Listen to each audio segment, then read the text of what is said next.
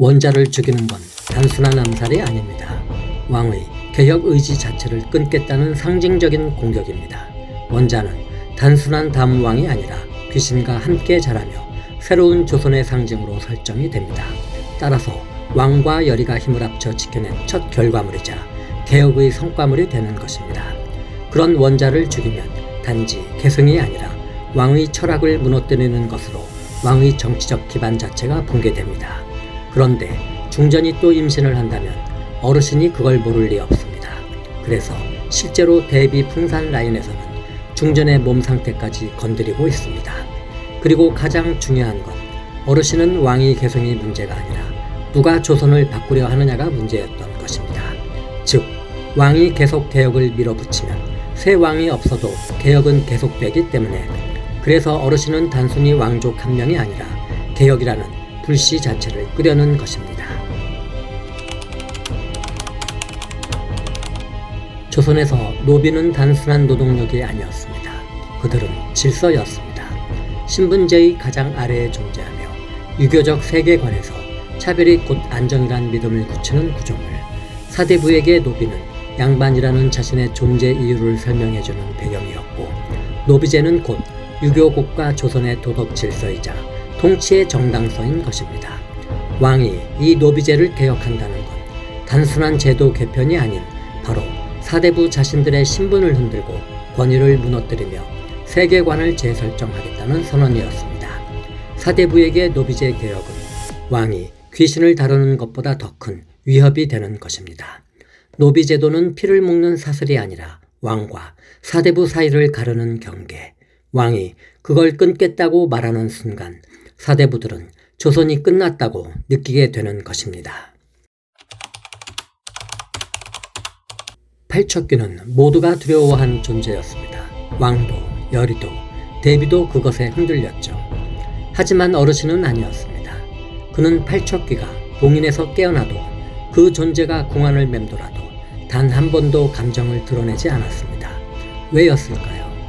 그에게 팔척귀는 공포가 아니라 오히려 기회였습니다. 귀신의 존재는 조선을 혼란에 빠뜨리고 그 혼란은 개혁을 지연시킵니다.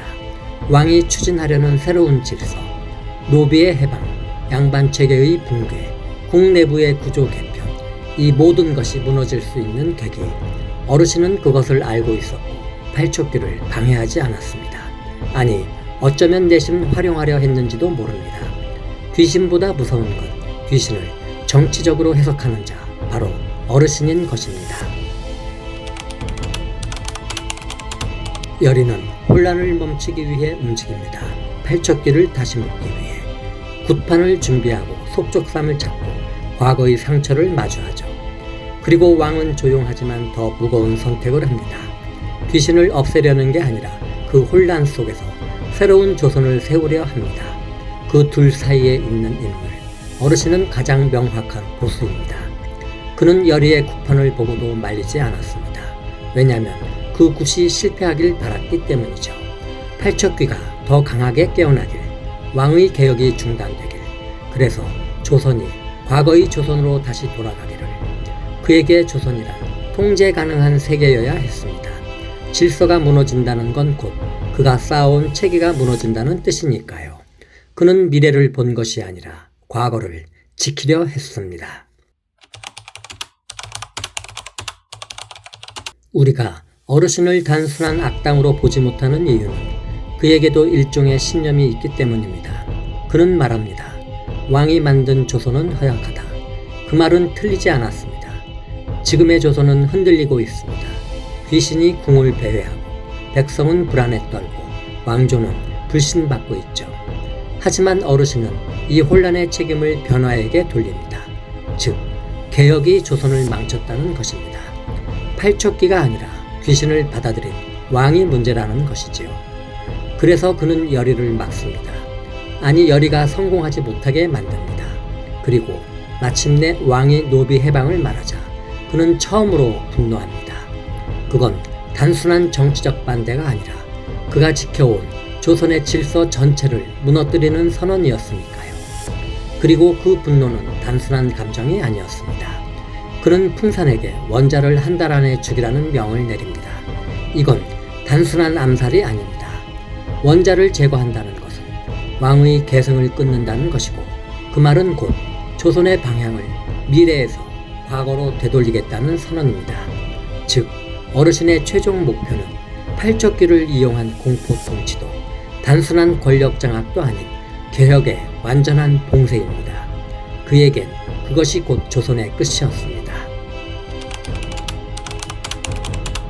팔척귀는 공포였습니다. 하지만 어르신은 설계된 침묵이었습니다. 그는 끝까지 말을 아꼈고, 그 말 없는 얼굴 뒤엔 오래된 신념과 보수의 감정이 숨어 있었습니다. 조선을 구하려는 자와 조선을 지키려는 자, 그리고 조선을 되돌리려는 자, 귀궁은 지금 그 세 방향이 충돌하는 전쟁입니다. 그 중심에서 우리는 어르신이란 존재를 통해 묻게 됩니다. 정말 과거를 지키는 것이 옳은가? 그가 말하는 조선은 누구를 위한 조선이었을까? 통찰에서 나오는 깊이, 말하지 않은 걸 보려는 시선, 그리고 그걸 언어로 다시 짜맞추는 감각이 있는 콘텐츠. 구독과 좋아요, 알림 설정 부탁드립니다.